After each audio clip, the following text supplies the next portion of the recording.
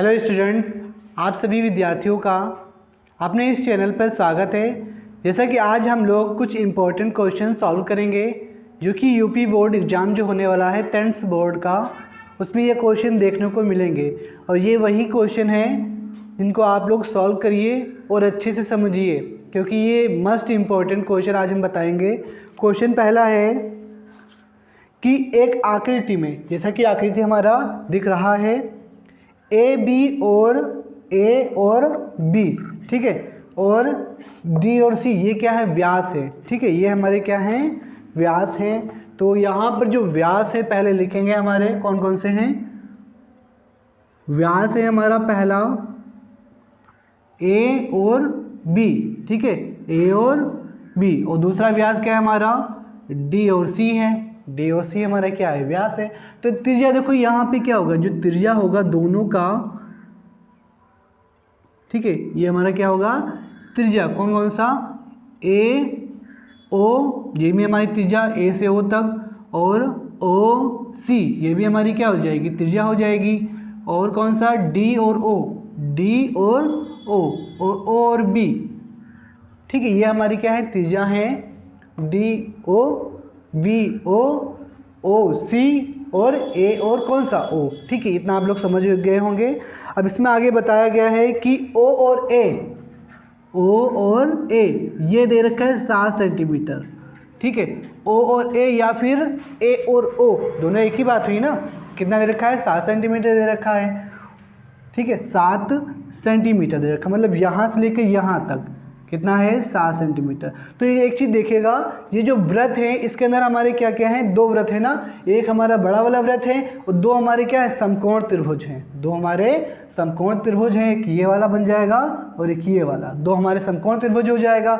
और एक हमारा बड़ा व्रत है और एक हमारा क्या है, छोटा सा व्रत है। तो छोटे सारे जो व्रत है यहाँ से यहाँ तक देखो, अगर ये ओ और ए 7 सेंटीमीटर है तो यहाँ से यहाँ तक कितना हो जाएगा, 7 सेंटीमीटर होगा। ये कितना होगा, 7 सेंटीमीटर पूरा, डी से लेकर ओ तक पूरा 7 सेंटीमीटर, जो कि छोटे वाले व्रत की क्या है, व्यास है। छोटा वाला जो व्रत है, ठीक है, यहाँ लिखना, छोटे व्रत का व्यास कितना दे रखा है, 7 सेंटीमीटर दे रखा है। तो इसकी त्रिज्या आधी होगी ना, 3.5 सेंटीमीटर, 3.5 सेंटीमीटर। अब क्या करना है, ये पूरा व्रत है ना, इसके अंदर एक हमारा क्या है, व्रत है, एक हमारा क्या, अर्धव्रत है। अब इसमें कह रहे हैं छायांकित भाग का क्षेत्रफल निकालिए। ये इतना भाग छायांकित है और ये भाग का क्या छायांकित है ना, ये भाग पूरा छायांकित है और ये इतना त्रिभुज के किनारे वाला भाग क्या है, छायांकित है, और इस त्रिभुज के किनारे का जो भाग ये भी क्या है, छायांकित है। तो सबसे पहले हम क्या करेंगे, छोटे व्रत का क्षेत्रफल निकाल लेंगे, ठीक है, छोटे व्रत का क्षेत्रफल, यहाँ लिखना, छोटे व्रत का क्षेत्रफल, ठीक है। आप लोग सही से समझ रहे होंगे कि इसमें क्या क्या बताया गया है। एक व्रत है जो जिसका व्यास जो है, ठीक है, जिसकी त्रिज्या दे रखी, व्यास नहीं देगी। व्यास अगर ये बड़ा मानेंगे तो 7 ये है, 7 ये हो जाएगा, 7 7 कितना हो जाएगा, 14। तो यहाँ से यहाँ तक 7 है, तो इसका आधा कितना हो जाएगा, 3.5, ठीक है। अब छोटे वाले व्रत का क्षेत्रफल निकालेंगे तो इसका जो क्षेत्रफल होगा क्या हो जाएगा, पाई आर स्क्वायर, ठीक है। तो पाई की वैल्यू 22/7 होती है, ठीक है। आर का मान कितना है, 3.5 गुणे 3.5, डेस में हटाएंगे नीचे कितना लिखेंगे, 10, डेस में हटाएंगे नीचे कितना लिखेंगे, 10। अब इसको काट दो, 5 दूना 10 हो गया, 5 सत्ते 35, 5 सत्ते 35 और 5 दूना कितना हो जाएगा, 10। अब ये कटेगा, हाँ कटेगा, बिल्कुल कटेगा, ठीक है। तो 7 से 7 हमने क्या कर दिया, काट दिया। अब ये कट जाएगा ना, 2 से 22, 2 एकम 2, 2 एकम 2, 2 एकम 2। अब देखो यहाँ पर 11 बचा और यहाँ पे 7 बचा, 11 सत्ते 77 हो गया, 11 सत्ते कितना हो गया, 77, और बटे का ये हमारा 2 हो गया सेंटीमीटर स्क्वायर। तो इतना भाग जो छायांकित था उसका हमने क्षेत्रफल निकाल लिया है। अब देखो इसके अंदर 2 चीज़ इंक्लूड है, एक हमारा अर्धव्रत है और 2 हमारे क्या है, समकोण है। तो अर्धव्रत से हम क्या करते हैं, समकोण वाला त्रिभुज घटा देते हैं, तो छायांकित भाग का क्षेत्रफल आ जाएगा ना। तो सबसे पहले क्या करेंगे, अर्धव्रत का क्षेत्रफल निकाल लेंगे, जो अंदर है उसका क्षेत्रफल, जिसकी त्रिज्या हमारी कितना है, ए और ओ 7 सेंटीमीटर, ए और ओ कितना है 7 सेंटीमीटर। तो यहाँ पर हम क्या करेंगे, बड़े वाले अर्धवृत्त का क्षेत्रफल, बड़े अर्धवृत्त का क्षेत्रफल, ठीक है। अर्धवृत्त का क्षेत्रफल क्या होता है, इस देखो यहाँ पर पाई आर स्क्वायर वृत्त का क्षेत्रफल होता है, अर्धवृत्त है इसका क्या कर दो, आधा कर दो, ठीक है। पाई की वैल्यू कितना हो जाएगा 22/7, ठीक है। आर का स्क्वायर, आर हमारा कितना है 7 है, तो 7 × 7 हो जाएगा, और बटे का ये हमारा कितना हो जाएगा 2, बटे का हमारा कितना हो जाएगा 2 हो जाएगा। 2 इसको काटते हैं, इसको हम क्या करते हैं आसानी से काटते हैं। देखिए इसको हम सॉल्व करते हैं, 7 से 7 हमारा कैंसिल हो जाएगा, ठीक है। ये 2 हमने क्या किया, आधा किया था, इसलिए हमने 2 लगा दिया ना। तो 7 से 7 हमारा कैंसिल, 2 एकम 2, 2 एकम 2, ठीक है। कितना बचा 11 × 7 = 77 सेंटीमीटर स्क्वायर, जो कि अर्धवृत्त का है। और इसमें 2 हमारे क्या है, समकोण है, 2 हमारे क्या है समकोण। तो 2 समकोणों का क्षेत्रफल, यहाँ पे क्या लिखेंगे 2 समकोणों का क्षेत्रफल, समकोणों का, ठीक है, क्षेत्रफल क्या होता है, समकोण का क्षेत्रफल कितना होता है 1/2 लंब इंटू आधार, लंब इंटू क्या आधार।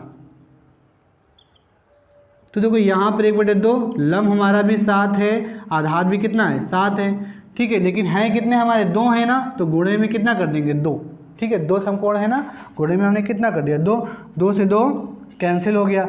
अब 7 × 7 कितना हो जाएगा 49 हो जाएगा, ठीक है। अब इसके अंदर का छायांकित भाग निकालना है, तो 77 से 49 क्या कर देंगे घटा देंगे, ठीक है। ये अर्धवृत्त के अंदर जितना भी छायांकित भाग है उसको निकालने के लिए 77 से 49 को घटा देंगे। तो यहाँ पे घटा दो, छायांकित भाग का क्षेत्रफल, छायांकित भाग का क्षेत्रफल, ठीक है। तो छायांकित भाग का क्षेत्रफल निकालने के लिए 77 से 49 क्या कर देंगे घटा देंगे। लेकिन अभी ये पूरा छायांकित भाग नहीं आया है, क्योंकि इतना ही भाग आएगा, ठीक है। उसके बाद इसको जब जोड़ देंगे तो टोटल छायांकित भाग का क्षेत्रफल निकल आएगा। तो 49 घटाएंगे, 77 से 9 गया कितना बचा, या 7 से 9 गया, 17 में से 9 गया 8 बचा, और यहाँ भी बचा कितना 6, 6 में से 4 गया 2। ये हमारा आ गया अर्धवृत्त के छायांकित भाग का क्षेत्रफल। और ये छोटा सा वृत्त था, इसका भी तो है ना छायांकित भाग, तो ये वाला और ये वाला दोनों क्या कर देंगे जोड़ देंगे। इसका क्षेत्रफल कितना निकला था हमारा, कितना निकला था 77/2। अब यहाँ देखो कुल छायांकित भाग का क्षेत्रफल, कुल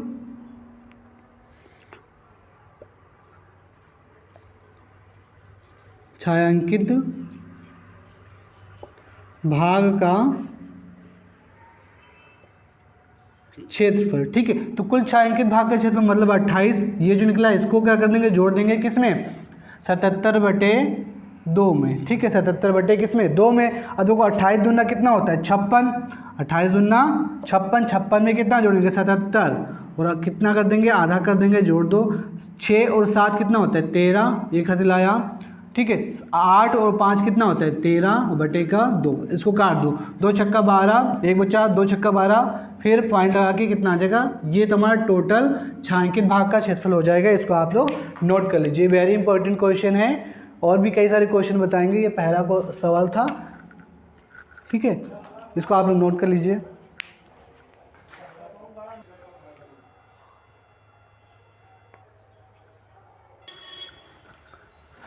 अगला क्वेश्चन है कि त्रिज्या 4.2 सेंटीमीटर वाले धातु के एक गोले को पिघलाकर, ठीक है, गोला है, मान लो ये क्या है हमारा गोला, ये हमारा क्या बन गया एक गोला बन गया, ठीक है।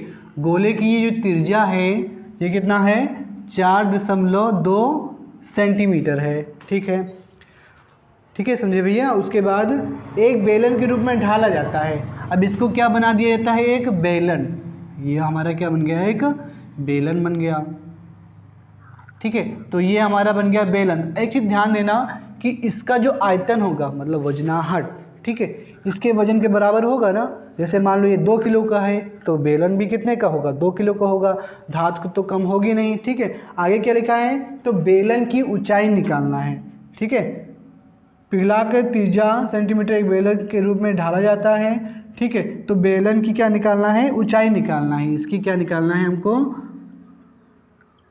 ऊंचाई निकालना है। वेरी इंपॉर्टेंट क्वेश्चन है, ठीक है, ध्यान से समझिएगा। तो यहाँ पर दो चीज़ होंगी इंक्लूड। यहाँ पे क्या हो जाएगी, बेलन की त्रिज्या दे रखी है, ठीक है, इसकी बेलन की जो है त्रिज्या दे रखी है कितना, 6 सेंटीमीटर। इसकी त्रिज्या कितनी दे रखी है, 6 सेंटीमीटर। देखो यहाँ पे त्रिज्या गोले की है कितना, 4.2 सेंटीमीटर, और बेलन की जो त्रिज्या है वो कितना दे रखा है, 6 सेंटीमीटर। कितना दे रखा है, 6 सेंटीमीटर। अब हम क्या करेंगे कि बेलन की ऊंचाई निकालेंगे। देखना, ध्यान समझना। देखो सबसे पहले हम देखेंगे कि गोले का आयतन क्या होता है। गोले का आयतन, गोले का आयतन, ठीक है, ये कितना होता है, 4/3 पाई आर का क्यूब होता है, ठीक है। अब हमको बेलन का भी आयतन तो पता होना चाहिए ना, तो बेलन का आयतन क्या होता है, बेलन का आयतन यहाँ लिखना, बेलन का आयतन, ठीक है। तो ये दोनों हमारे क्या होंगे, बराबर होंगे। तो बेलन का आयतन होता है पाई आर स्क्वायर एच, ठीक है। तो जितना वजन इसका होगा उतना ही वजन इस बेलन का होगा ना, तो दोनों को आपस में क्या कर देंगे, बराबर कर देंगे, ठीक है। तो यहाँ पर हम क्या करते हैं, दोनों का आयतन को हम बराबर करते हैं। तो यहाँ पर इस प्रकार लिखेंगे, पाई आर स्क्वायर एच, ये जो होगा बराबर होगा 4/3 पाई आर का क्यूब का, ठीक है। यहाँ से एक चीज़ समझिएगा कि इसकी त्रिज्या कितनी है, 4.2 सेंटीमीटर। इसकी जो त्रिज्या है गोले की कितना है, 4.2 सेंटीमीटर, 4.2 सेंटीमीटर हो गया। और बेलन की जो त्रिज्या है वो कितना है, 6 सेंटीमीटर है। तो यहाँ पर पाई से पाई कैंसिल कर देंगे, यहाँ पे कितना है, 6 है, तो 6 का स्क्वायर, एच हमको निकालना है, 4/3 हो जाएगा। ये हमारी त्रिज्या है कितना, 4.2, 3 बार लिखेंगे ना, 4.2 गुणे 4.2 गुणे 4.2। 3 बार क्यों लिखा, क्योंकि आर का क्या है, क्यूब है। जो गोले का आयतन होता है 4/3 पाई आर का क्यूब होता है, ठीक है। इसमें अब कुछ और भी फार्मूला भी हम बता देंगे। अब देखो इसको हम बराबर कैसे करेंगे, 6 का वर्ग होता है हमारा, कितना होता है, 6 का वर्ग यहाँ पे लगा लेंगे, ठीक है। 6 का वर्ग हो जाता है हमारा 36, और गुणे नहीं 6 का हाँ वर्ग 36 हो गया, बराबर बराबर एच हो गया। उसके बाद 4/3 हो जाएगा, और यहाँ पर गुणे में 4.2 गुणे 4.2 गुणे कितना, 4.2। इसको सॉल्व करते हैं, इसको हम क्या कर देंगे, अब सॉल्व कर देंगे। तो देखो यहाँ पे 4 एकम 4, 4 9 36 हो गया ना। उसके बाद यहाँ पे बच्चा 9, इसको काट भी सकते हैं। तो ये डेस में हटाएंगे, यहाँ पे 10 लिखेंगे, ये हटाएंगे, यहाँ पर गुणे में 10 लिखेंगे, ये वाला हटाएंगे, तो यहाँ पे गुणे में कितना लिखेंगे, 10 लिखेंगे, ठीक है। अब यहाँ पर 9h बराबर 1/3 और ऊपर 42 कितना बार, 3 बार, क्योंकि 3 बार हटाए हैं ना, 42 कितना बार, 3 बार। और यहाँ पर हमने क्या कर दिया, 1000, 10 का गुणा 3 बार है ना, तो इसको हमने 1000 कर दिया। अब इसको काट देते हैं, ठीक है, 3 एकम 3, और यहाँ पर हो जाएगा 3 एकम 3 कितना बचा, 1 बचा, ठीक है, 3 चौके 12, ठीक है। अब इन दोनों को भी काट सकते हैं, 9 एकम 9, नहीं 3 से काटो, 3 तरह की 9, 3 एकम 3 और 3 चौके कितना हो जाएगा, 12 हो जाएगा, ठीक है। फिर से काटो, 3 एकम 3, 3 एकम 3 और 3 चौके 12 हो गया। तो यहाँ पर h बराबर कितना आया, 14 गुणे 14 और गुणे कितना 14 और बटेगा कितना 1000। अब 14 का क्यूब जो होता है, 14 का क्या क्यूब, ये कितना होता है 2744 होता है, 2744 और बटे का 1000 है ना, बटे कितना 1000 है। तो 3 अंकों बाद क्या लगा देंगे, डेसिमल 1 2 3, कितना आ जाएगा 2.744 सेंटीमीटर। ये हमारी क्या आ जाएगी, ऊंचाई आ जाएगी 2.744 सेंटीमीटर, ठीक है। और भी कई सारे क्वेश्चन बताएंगे। यहाँ पे एक गोला था, उसको पिघलाकर एक बेलन बनाया गया है, तो बेलन की ऊंचाई निकालना है। तो बेलन की त्रिज्या दे रखी थी और इसमें भी त्रिज्या दे रखी थी, तो हमने आसानी से क्या कर लिया है, बेलन की ऊंचाई का मान निकाल लिया है, ठीक है। नेक्स्ट क्वेश्चन बताएंगे, उसको आप लोग समझ लीजिए और नोट भी कर लीजिएगा, इंपॉर्टेंट क्वेश्चन है।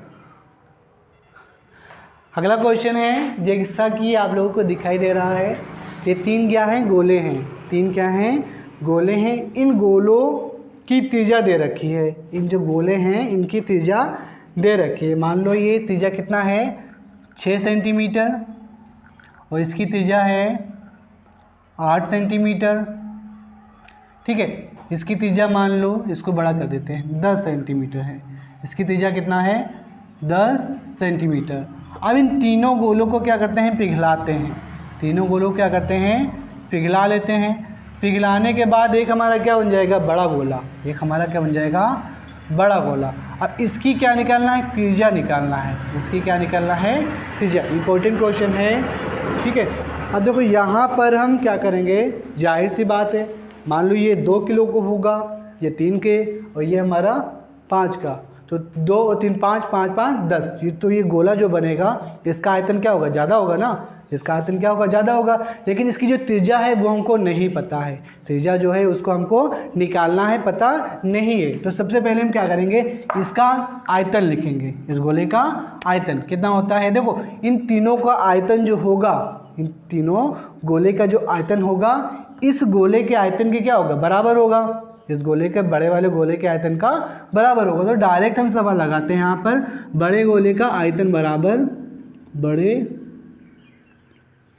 गोले का आयतन।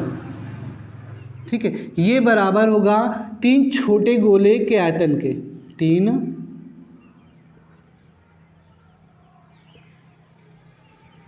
छोटे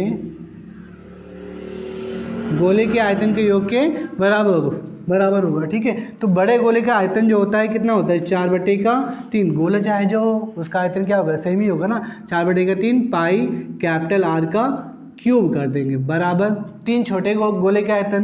तो 3 छोटे गोले का आयतन 4/3 पाई, और यहाँ पे देखो आर की वैल्यू कितनी है 6 है, तो 6 का क्यूब कर देंगे, फिर प्लस 4/3 पाई, फिर त्रिज्या कितनी 8 है ना, त्रिज्या 8 है तो आर का 8 का क्यूब प्लस 4/3 पाई, 4/3 पाई, फिर क्या है त्रिज्या हमारी 10 है तो 10 का भी हम क्या कर देंगे क्यूब लगा देंगे भैया। ठीक है, समझ रहे हो क्या भैया आप लोग।